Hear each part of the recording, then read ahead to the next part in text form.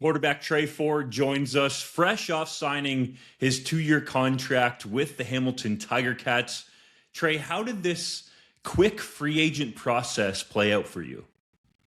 I would say pretty good overall. I mean, I'm happy to end up in Hamilton. I think I can go over there and obviously help the team in any way possible. But yeah, it was a fast process. It went a lot faster, than I expected. But I'm happy to get it settled and know where I'm going to be in May. So. What was your communication like with Edmonton in terms of being released prior to the offseason roster bonus that you had? Did they give you a heads up that it could be coming, or was it something that happened closer to the bonus date? Yeah. So literally, they didn't really reach out at all. But I mean, being my going into my fifth year, kind of know how things work, right? So I actually didn't hear from them until the day they released me. So they just called me and like, yeah, like we're gonna make it public in an hour, whatever it was. Again, but knowing the situation and extending Cody and all that stuff, I wasn't oblivious to what was gonna happen. I kind of knew what was coming. And then they just gave me a quick little phone call before the release. So Was there any conversation with Edmonton about potentially restructuring your contract and staying there as the backup? no, I didn't hear anything. Is that something that you would have considered, or did you just feel like a fresh start was better for everybody? I definitely thought about it. There's some good relationships over there in Edmonton. I have my house is comfortable and everything over there. But football wise and trying to, chase the dream of being that professional starting quarterback and having a lot of success. I think it was time to change scenery, and give a different place a shot. So What was 2025 like for you overall, Trey? Because you signed the big contract, enter the season as the starter, and then after week 6, it's Cody Fajardo the rest of the way. So, how did it feel at the start, and then when you were put on the sideline to go through that rest of the year with Edmonton? yeah, I pride myself on being, who I am the entire time. So I don't think, if you ask anybody on the team, you really saw too much a change, in my attitude and how I approach things, from week 1 to 15, 16, 17, whatever it was. I'm going to continue to do what I do. And I'm not going to, let the situation of whether you're starting or backup change, the way I act towards my teammates or anything like that. But yeah, it was definitely ups and downs. I thought, I think I was 1-4 or 1-3 when I got pulled. I don't remember exactly. But again, it was unfortunate, to have to play BC twice early. With Missimic coming over, I thought their, defensive coordinator kind of knew what to expect. I think we were kind of just off to a slow start. We weren't a very productive offense, and even defense, we were kind of struggling. It wasn't the ideal start you want for any team. Um, there were some good things. We were able to get that win against Ottawa, which was nice. But again, it was a tough schedule. I think it was what BC, Winnipeg in Winnipeg, and then we went. I think we played Ottawa then, and then Montreal and BC or something like that. So we played a lot of the good teams really, really, really fast. Which was a little bit unfortunate for me, but I thought I did play well against Winnipeg and Montreal. Obviously, you know, wish the games could have been closer. Maybe came out with some of those wins. But things don't always go your way, and you gotta learn and adjust. So When you take a little bit further of a look back there, what was the time like with Chris Jones? Because it seemed like he was very high on you when he selected you in the first round coming out of the University of Waterloo. And then some of his public comments, seemed to intimate some things. Did you feel like that was fair through his tenure with the club in terms of your dealings with him and opportunities overall? yeah, again, I don't want to say anybody said anything in my word against their word. I'm sure he did what was best for the team. There are certain conversations that we had that I thought went well, but I guess maybe they didn't. I'm not 100% sure. Um, you know, Again, I'm sure he did whatever he thought was best for the team in order to try to win. And so again, I support him in whatever decisions he did make. Were they beneficial for me?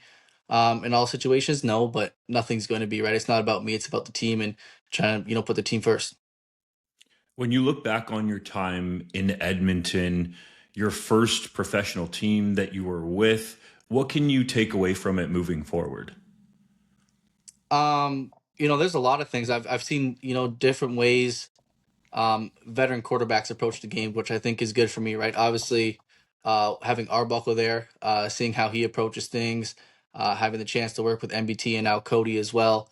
There's a lot of things that you can kind of take away from each of them, and try to mold yourself to be your own quarterback. The things that you thought worked well, and some things that you thought maybe didn't work best for you, but worked for them, trying to balance that. So just viewing how I approach the game as a quarterback, and then obviously learning how to handle relationships, right? Because football, getting on the field and playing is one thing, but relationships, whether that's with your coaches and teammates, and family, and just learning how to balance that as a professional athlete. Let's dive a little deeper into the free agency process because I'm curious. You get released, and then what happened from your perspective? Did you have teams calling you directly? Were you feeling like you were being recruited again, like you were when you went to the University of Waterloo? What was it all like? Yeah. Well, so obviously teams reached out to my agent, and then I also had a couple phone calls with some GMs and some head coaches. And I thought they were all pretty good phone calls. They were pretty productive. But I kind of knew I wanted Hamilton to kind of just work out just location wise. Get the opportunity to work with Scott and Bo. Was an ideal situation. What other teams did you talk to through that process? A little bit to Montreal as well as BC were probably the top three. And again, I was really intrigued by BC as well. I think they have an amazing coaching staff over there, and I think their talent level on their team is phenomenal. And again, but the toughest part about BC is they have Nathan Rourke, who again is a young and super productive quarterback, right? So the opportunity, um, to play in the future. Um, didn't look great over there, right? Unless maybe Nathan went to the NFL.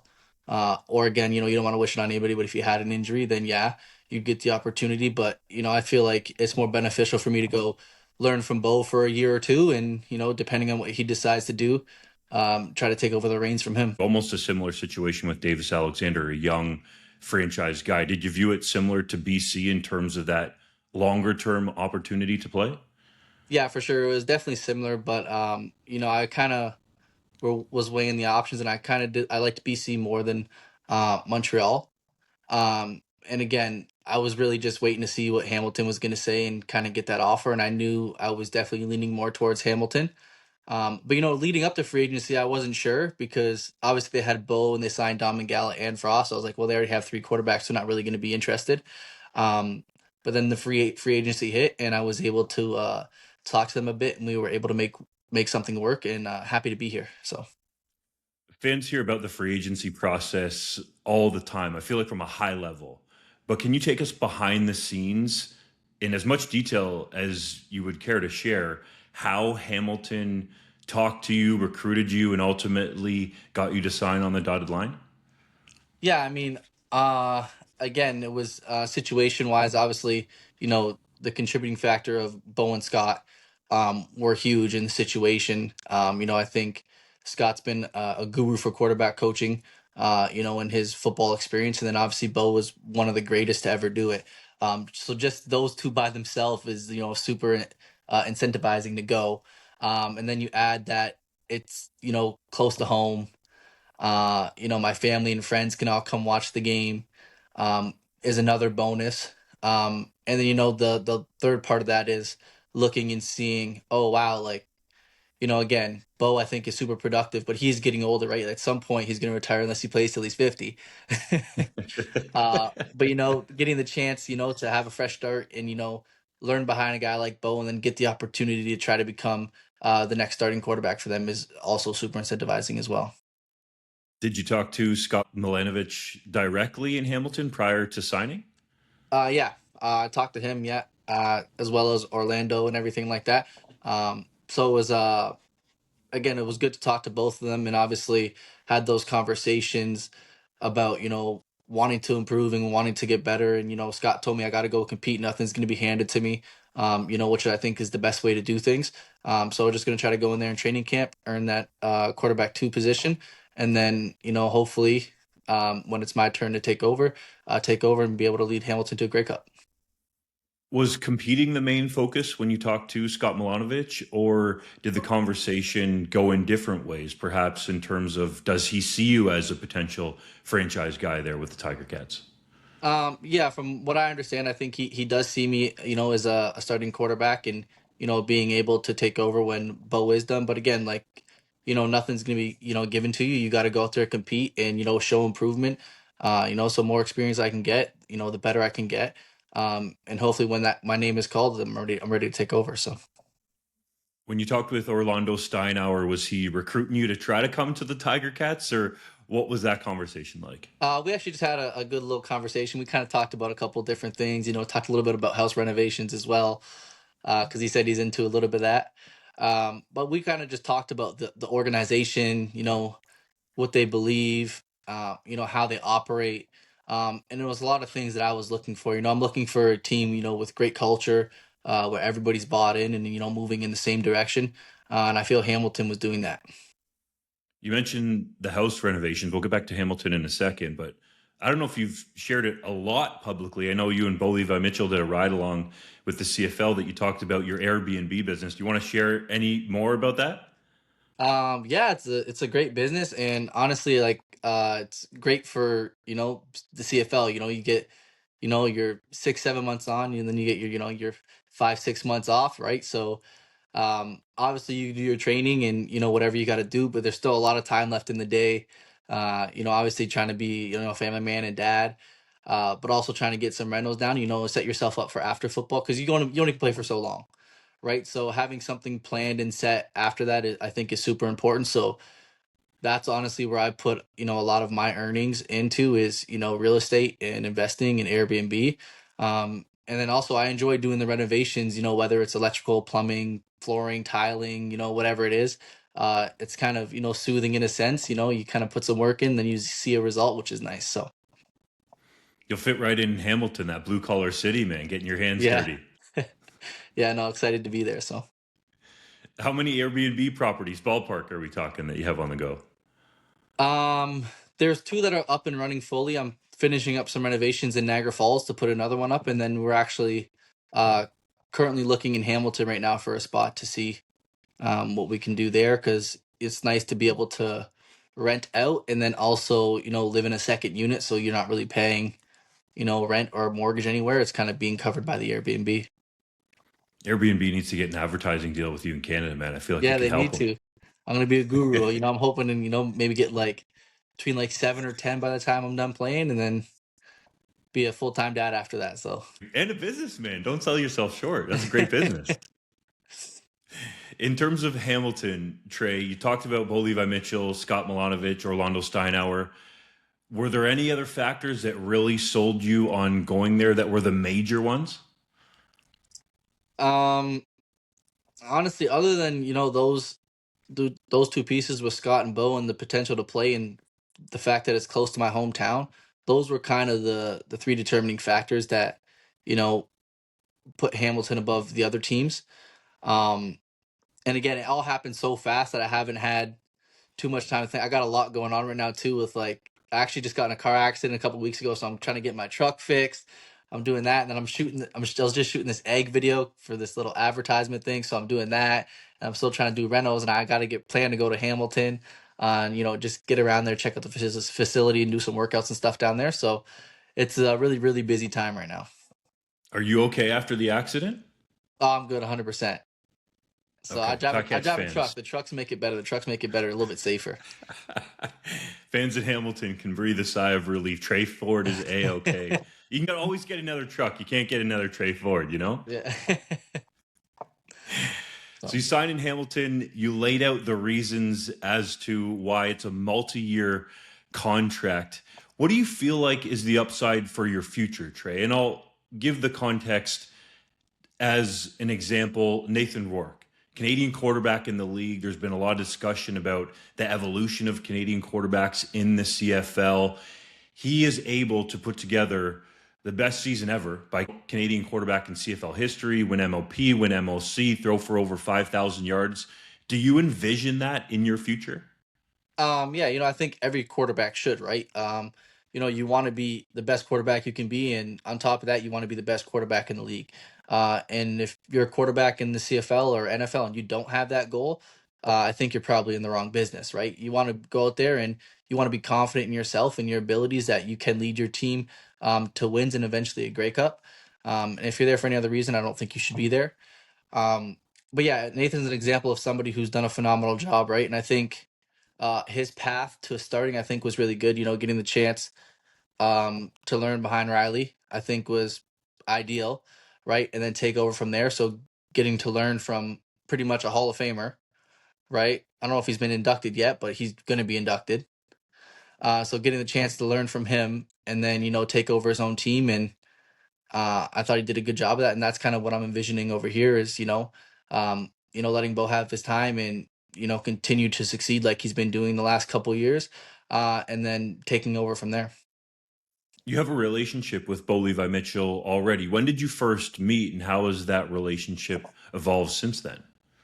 Yeah, I couldn't give you the exact time. Maybe I think it was my second year. I think maybe. I actually met Zach Claros first. We were doing some throwing sessions in Toronto, and then Bo started to pull up after that. So we kind of built a connection from there, and then um, 2 years ago, or was it two? I guess 1 year ago. Yeah. When Winnipeg went to the Grey Cup, we had that little marketing experience out there in BC, and kind of spent the week together, kind of doing activities and things around marketing and promoting the CFL. So we've definitely built it up over time. And I remember even last year negotiating my contract, like I called Bo and sat down and talked to him a little bit about the process, and he gave me some tips. So. And how is it possible that a guy like Bo Levi Mitchell, who has a different style than you as a passer, and you with your ultra athletic style, can complement each other and even get along so well? Yeah, well, I don't know. I think, a lot of it is obviously we're both quarterbacks and, love the position, have different play styles. Um, but, the big thing I kind of pride myself on, more than being, a football player and this and that, is just being a good person, right? And I think that's where it starts. And I think Bo is another example of somebody who's just a good person. So I think surrounding yourself with good people is always ideal. And I think that's why we get along is because we're surrounding ourselves with good people. I know he's a good person. I hope he thinks that I'm a good person. And I think our relationship is going to continue to build. When you look at Scott Milanovic and his history with quarterbacks, it's not just pretty good, it's really good. You still have Trevor Harris, Zach Caleros, and Cody Fajardo going strong. And I think all at different points, they spent time with him in Toronto. And of course, he was with Ricky Ray, Anthony Calvillo in the past. But he talked about when Bo Levi Mitchell was in Hamilton and Scott Monovich got there, that he felt like there could be an Anthony Calvillo like resurgence. So, do you feel like getting with Scott Milanovic can help propel you to that level? Once, assuming Bo doesn't play until he's 50, once Bo decides to walk off into the sunset? Yeah, again, that's what I was kind of saying, with both those guys there, but especially Scott, like his ability to coach that position and the experience that he has, I definitely think it's going to be beneficial for my career. Um, he's had a lot of success in the past, and again, I don't see why he can't, duplicate that success again with me since he's been so successful doing it. There's been some talk about Scott Milanovic that he eats football for breakfast, lunch, and dinner and breathes it in his sleep like he's all ball. Are you ready for that kind of mentality and his hard coaching style? Because he has been hard on Bo Levi Mitchell, right? He's said publicly that he needs to cut out the interceptions, which Bo Levi Mitchell has definitely cut down on. Yeah, for sure. I mean, tough coaching, I think, is necessary, especially at the professional level. And I think, you know, being a professional, you have to understand, the coaching and all, the tips and advice, everything is not directed at you as a person. It's all directed at you as a quarterback, right? Nobody's taking personal shots at anybody. It's all just about becoming the best football player you can be and best football player for the team, in order to go out there and win games. So, um, tough coaching is going to happen. And I think everybody needs to be okay with it. You just have to understand your situation that you are a football player. They're your coach. They're trying to make you better. They're not taking shots at anybody, at you as a person. They just want you to improve as a football player.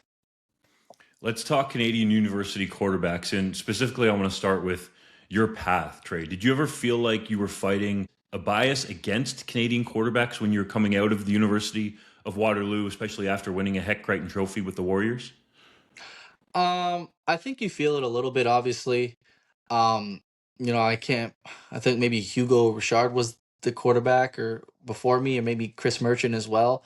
Again, who I think Hugo went to Montreal, and I think he was playing safety or something. So I feel like he didn't get a real chance at the quarterback position either. But you definitely see examples of it all over the place of Canadian quarterbacks not getting fair opportunity. I think it's definitely gotten better. With the chances and opportunities that players are given. But again, I never try to focus on it, right? Again, when I get out on the field, I'm just another quarterback, trying to compete against the other quarterbacks that are out there. Uh, I'm not the type of person that has like that victim mindset, that's just like, oh, like the only reason I'm not going to succeed is because I'm a Canadian quarterback and that's how they view me, right? I just view myself as a quarterback. I hope they view me as a quarterback. And if even if they do have, if they do see me as a Canadian quarterback and they have that bias, I can't do anything about that. So I'm not going to focus on it. How have you seen Canadian quarterbacks evolve in university up in our country and then take that next step to the point where, you've obviously been selected in the first round, gotten legitimate opportunities in the Canadian Football League. Taylor Algersma selected in the second round a year ago, goes to training camp with the Green Bay Packers. I think just the fourth quarterback since like the 1980s or maybe ever to sign an NFL contract. So, how have you seen that development progress to where guys are coming out of Canadian universities, you being one of them, and getting real chances to have a career and start in the Canadian Football League?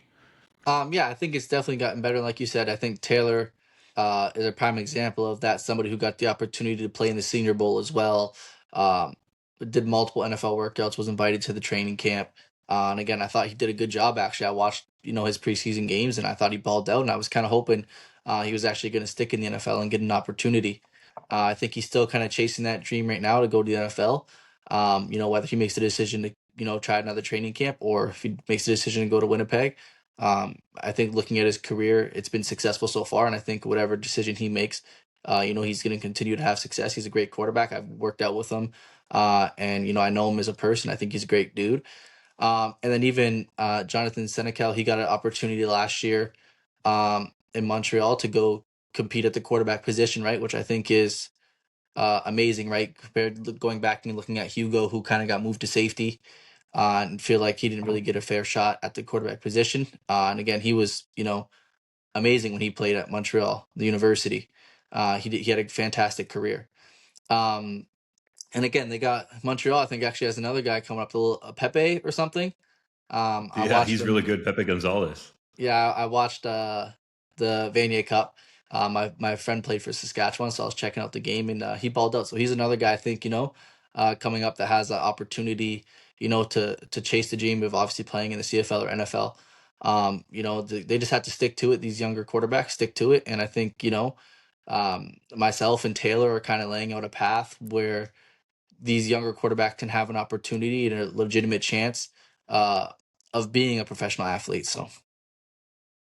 What advice would you give young quarterbacks in Canada, really at any age, and especially the ones coming through the Canadian University program, to be able to get those opportunities in the NFL and the CFL? And I'll provide some context in terms of like you'll hear coaches talk about how the quarterbacks in Texas and California or wherever else they are in the States can throw all year round, Florida.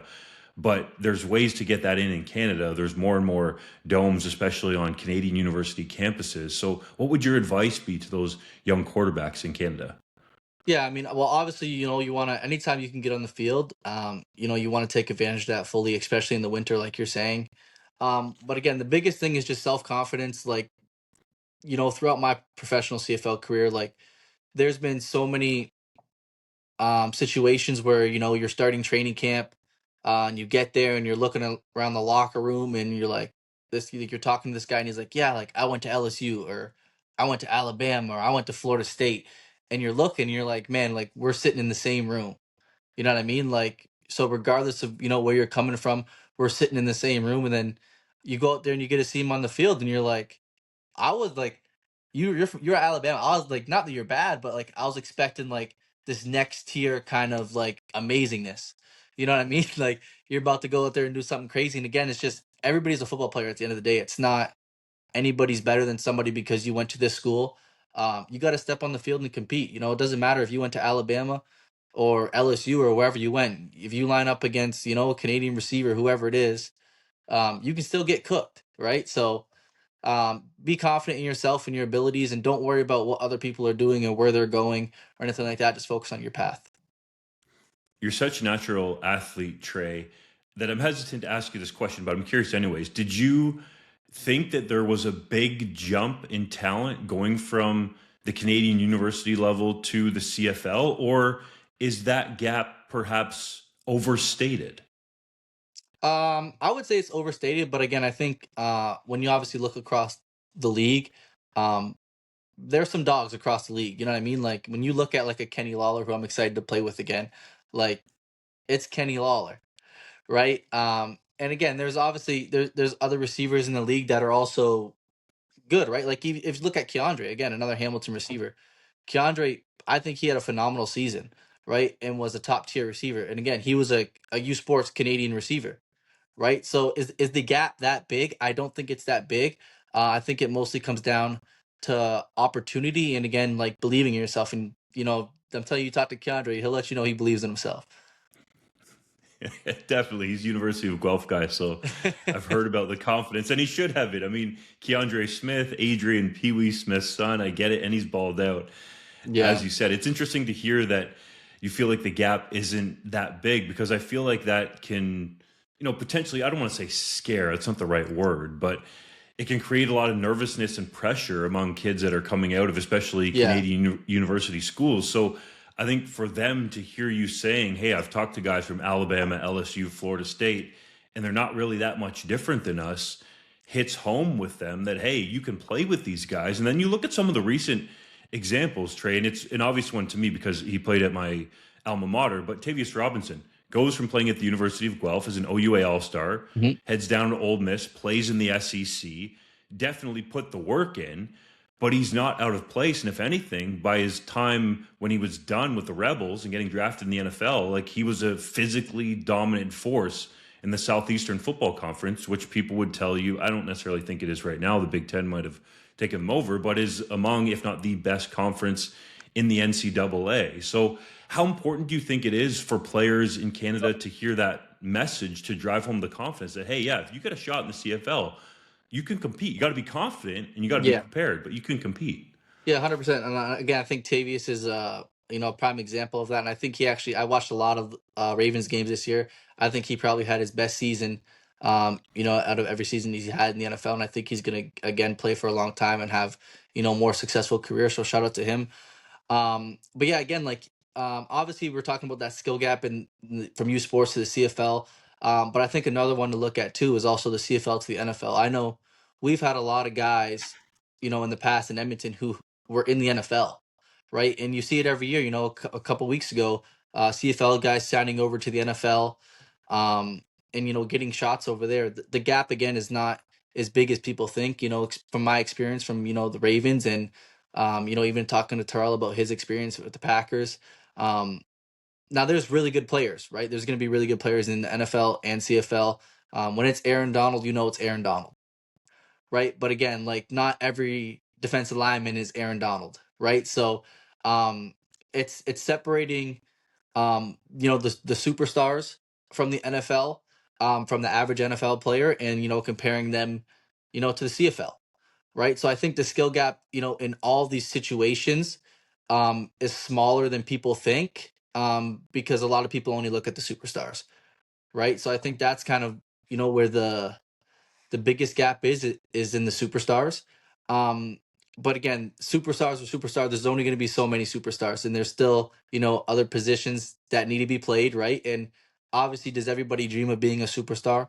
100,000%, right? But you know, realistically, not everybody can be a superstar and be given that opportunity. But again, you can still go play professional football and have a super successful career.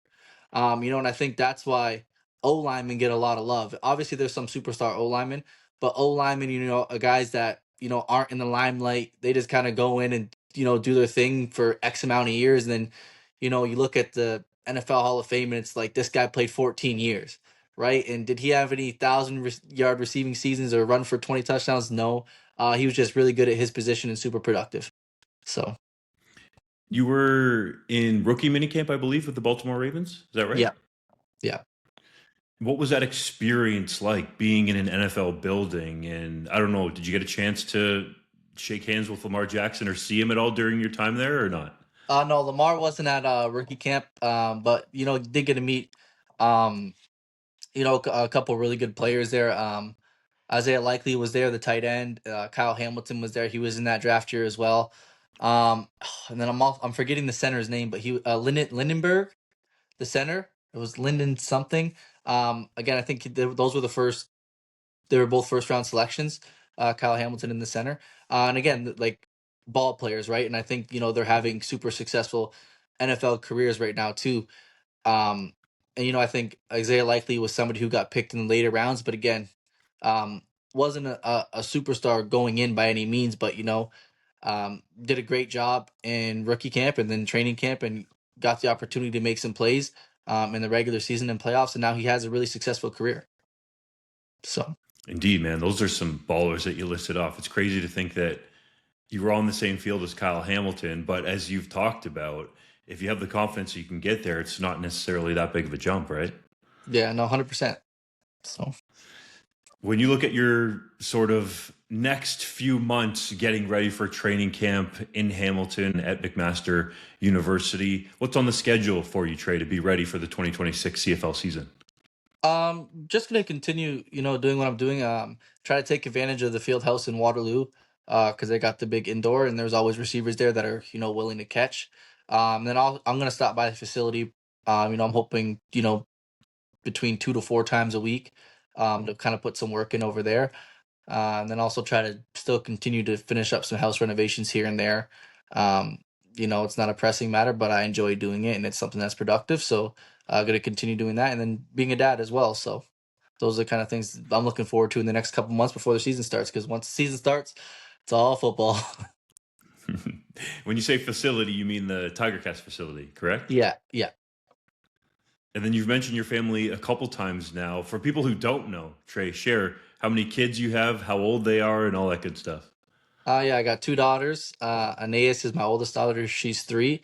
And Brea is my youngest daughter, and she actually turns 1 this year, or this month at the end of February. So exciting time. She just started walking and stuff. So Did they have a say in where dad was going to play football next, or did your wife have the biggest say? uh, the wife probably had the biggest say. Obviously, just being close to home, and it's hard to travel, and do the flights to Edmonton or BC or whatever it is. A 4 or 5 hour flight on a plane with two toddlers is not ideal. We actually went to Disney in Paris in December for my daughter's birthday. So she's big Disney. She doesn't watch too much TV, but she reads a lot of the books and stuff. So she loves the characters, and huge Stitch fan. She didn't even really know who Stitch was before we got there. And now she's all Stitch, Stitch, Stitch all over the place, all the time. And again, I can't lie, the flight was tough. It was a rough flight there and a rough flight back. And I couldn't imagine doing it by myself. And my wife does it by herself all the time. So shout out to her. But again, that's why, Hamilton was just put up here just family wise and priority. So What's your wife's name and how did you meet? Annika, we met in university, um, pretty much coaching like powder puff, women's football kind of thing. And so met her from there. So That's why you were starring with the Waterloo Warriors as the quarterback, man. It's a pretty cool story. yeah. Is she from the area as well? Like GTHA area, I mean? um, well, no, so she's from Sudbury, and then she went down to she was at Guelph actually, did an undergrad in Guelph, and then she ended up coming to Waterloo to do her master's. All right. And that's where she met Tre Ford. And the Yeah. family now gets to call Hamilton home. It's about as close as you can get to Yep. Niagara Falls. And I think even Waterloo, if you split the It's difference, like is right it in the almost middle, the yeah. exact So right in the middle of the Tiger Cats? Trey, man, we appreciate the time. we're all happy to hear that you're healthy after this accident that you had with the truck. And it's cool to see that you have this relationship with Bo Levi Mitchell. And you know how the fans in the CFL are. They want to see the next great Canadian quarterback. We have Nathan Rourke doing his thing. And I think there's a lot of people that still believe that you can do great things just like Nathan has in this league, Trey. So curious to see what you do in the future in Hamilton. Thank you. I appreciate that.